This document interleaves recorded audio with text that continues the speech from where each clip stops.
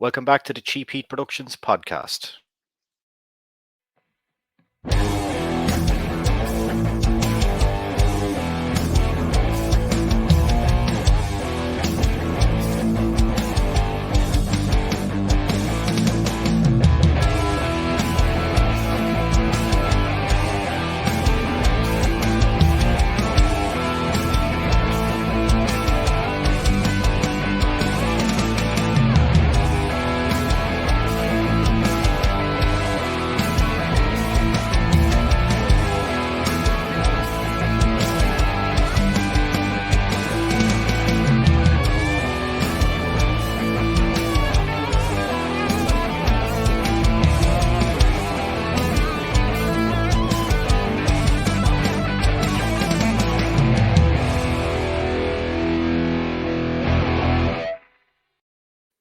Okay, welcome back to the show, and I have a familiar face on the screens again, Mr. PJ Farley from Fozzy. How are you doing, man?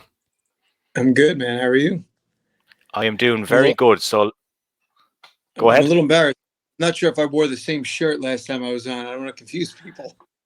You may have. You definitely wore a hat anyway, because I made that joke the other day. Like, when you put up a picture in the pool, and you weren't wearing a hat, and I was like, wow, that's the first time I've seen that man not wear a hat. Yeah, catch me on my Instagram before you catch me in person. Yeah. We're going to talk about this, which is what's coming up. Fozzy just announced a new tour of the UK and Ireland in November, which we'll talk about in a while. But I just want to rewind back to the two shows you guys done here in Ireland that I was at. One in Dublin, one in Belfast. Two great shows. How did you get on here in Ireland? Did you enjoy your time here? It was amazing. It was a little bit stressful, though. I mean, we were just kind of on the cusp of the Omicron. And like we got to Dublin and they were like, tonight's the last night at full capacity, and we were sold out. And they're like, go back to seated 50% capacity. And we're like, oh man, this thing is trailing us. So it was a little stressful, but man, the shows were amazing, like beyond. Yeah. I was talking to your manager Mark about this in the weeks leading up to coming to Dublin, because I was thinking, this is not looking good, like if the show had been a day or two later, that was it, the show was going to be pulled. Yeah.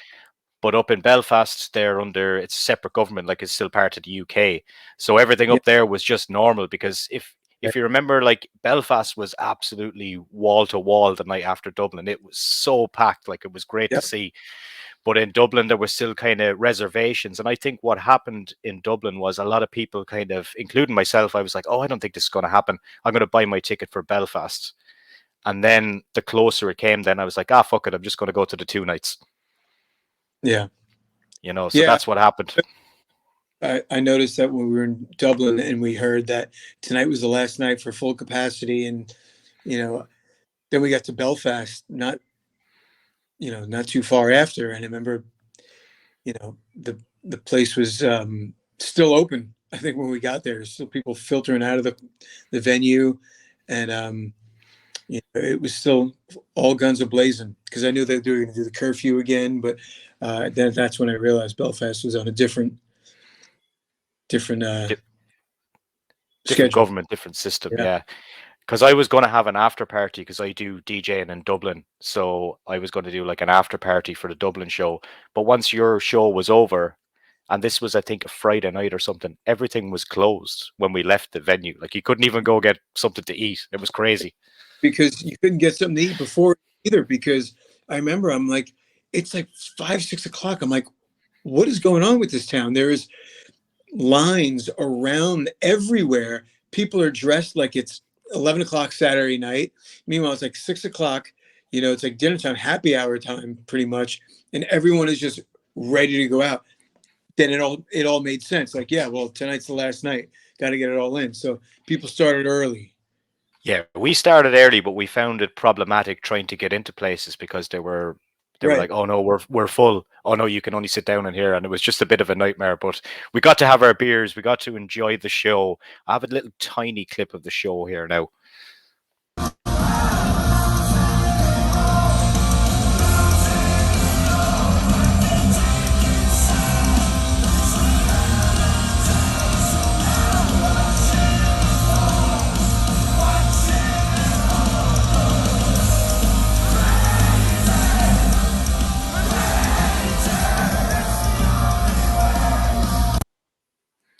Yeah, that was like the only show that we got to go to in the Right. last probably year and a half. So like the last show I was at was, I think it was well over a year and a half before that anyway. So like we're glad to have music back anyway. Let's just say Oh, that. And imagine. near the end, yeah, near the end of that tour, then you guys had to cancel a few dates because of Chris, and he had a few issues there. Yeah. But one positive that came out of that then was you got to play the Boombox album in London to the crowd. And how did the crowd receive that? Yeah, that was really kind of unique. That was a unique show that we just kind of threw together. And it was cool to be able to sit there with a sold out crowd and just listen to the record and watch them all, dig it and get their reactions. Like at first listen, you don't, I mean, listening parties we have or have had in the past, it's always like you're always just busy, you're chatting, the record's playing and you're talking, and it's not like you're just sitting there and watching everyone react. So it was kind of cool. And then we got to play a couple of songs towards the end there, and so it was very unique for us. It was pretty cool. Yeah, you made the most out of a bad situation, like, and I think it Yeah. was a good idea for you to at least keep people happy, I guess, in what way you could. Yeah, so the new album anyway has dropped, Boombox. How has it been received? So far, so I mean, we've been hearing nothing but good. I'm sure Yeah, there's always the other side of it, but I haven't I haven't seen anything negative yet. I mean, really, this record is next level for the band. So I mean, if there's negative out there, I can't imagine how so, because it really is a strong record. It's a very deep record in the sense that you can get to say the second to last song and you get usually the end of a song record has kind of a all right, we're landing the plane now, but you go deep into the record and you're like, this could be in the beginning, this could be in the front of the record. It's that deep. And I say that with having not even been a part of it. It's just a really strong record, well crafted songs, sonically it's great, and it's um I think it's definitely going to take the band to the next level. yeah. There's like, if you listen to the whole album, like you could pick any of the songs as the next single, like. But I think one song that sticks out for me, and I heard you play it a few times, was Purifier in Dublin and Belfast, and I've seen a few videos of you guys playing that. I think, is there any? Could that be a single potentially off the album? I mean, we get asked that question all the time. We're like, well, I mean, we're already doing. I think we're as of now we're playing 5 songs off of the record before it even came out, and like there's so many other ones that we'd love to play that would be great live songs and singles. So I mean, it's kind of hard to narrow down. Purifier is we've been playing that since last year, and I Still Burn. We're doing Sane, Relax, Yeah, Nowhere to Run. There is also Ugly is one of my favorite songs. Um, Army of One. I mean, I can go on. Really, I know it's an annoying answer, but it's that kind of record. yeah, It could be hit singles and also translate live. yeah. How did your US tour go? You done one hell of a tour over there. Yeah, we did. We just got home a couple days ago, and it was great. It was really was. It was good to get out and do some markets that the band hadn't played in a while. So like some areas out west, the band has been for like 5 years or so. Um, so that kind of rebuilding was good for the band because a lot of pockets were hit last year, and some of the markets we hit in the front end of this tour. We've been through a bunch of times, so not to say it was easy, but you know, um, we had to work a little bit more, so to Yeah, speak, out west and stuff. But we managed to pull it off, and in a respectable fashion. So, it's one of those things where we know that we got to come back a little bit more frequently, and just keep bringing it to them. And every crowd was receptive. I mean, it was really the one thing about Fozzy crowd. They're crazy. I mean, no matter what the size is, they're a crazy crowd. They're very interactive. They're very into it. Chanting every night. Whether it's 500 people or 100 people, they're chanting. They're loud. It's Yeah. really impressive. One venue that stuck out for me, I was in America last month at WrestleMania, and I was in Dallas, Texas, and I went to see a band from Finland. They were playing there at the time in Amplified Live. I seen you guys play there. Really, really cool venue. And I didn't Yeah. realize until I got there, the venue is actually outside. Yeah. It's pretty Yeah. badass. It's a unique venue for sure. And we got really lucky because it was like slightly overcast. And it was it April still or May? I think Early late May. April or maybe early So May. it wasn't all that hot. So I can imagine some summer shows being a little tough out there, but it was a perfect night. It was just, it was like early festival season weather. It was great. Yeah, it's a lovely little venue. I didn't do my research. I just bought my tickets and showed up, and then I was like, "Wow, this place is outside." But I made a strange mistake in America. I didn't realize like how important it is to bring your ID everywhere. So this was an all ages show, and they drew two X's on my hands, and I was like, Uh, "Why are they draw? Why are they doing that?" So I was in and I was drinking pints, and then eventually security stopped me and was like, "You can't drink beer." I said, "Why?" He said, "You've got X's on your hands."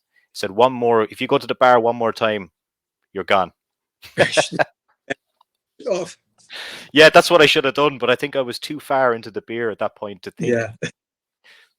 But do you remember when I bumped into you briefly upstairs? Actually, a funny story as well. When you guys were in Dublin, Yeah. and I came upstairs because I didn't know where the bathroom was. I'd never been in Opium, and by the way, it's a Yeah. good venue.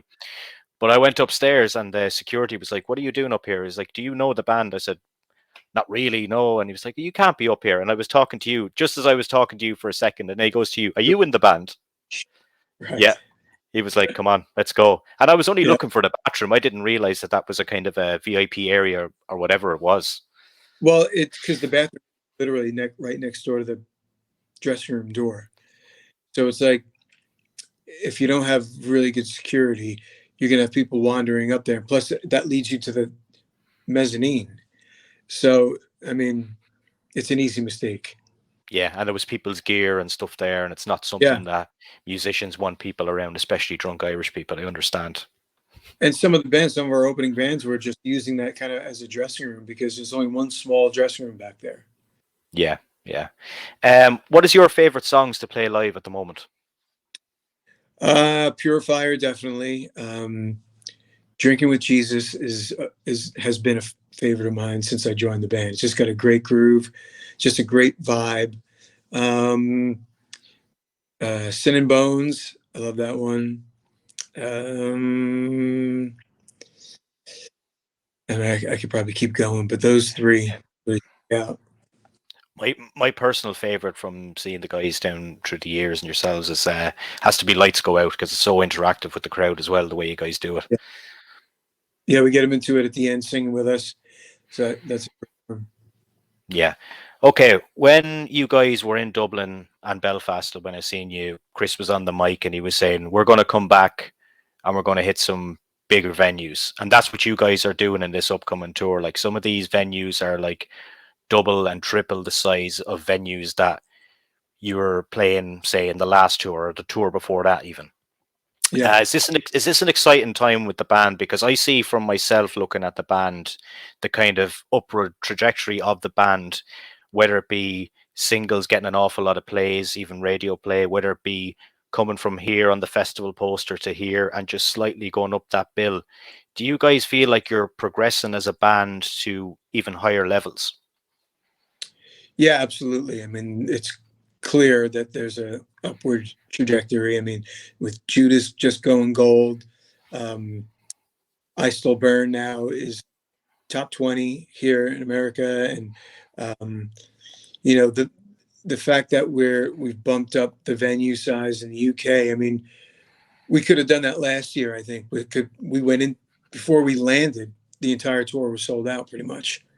So it was kind of like I think the fact that it was booked far in advance, wasn't really forecasting such great success. I mean, so this time I think we were doing it right, and plus, it gives you more capacity, more room, more people, and I think that we showed last year that we are worthy of that.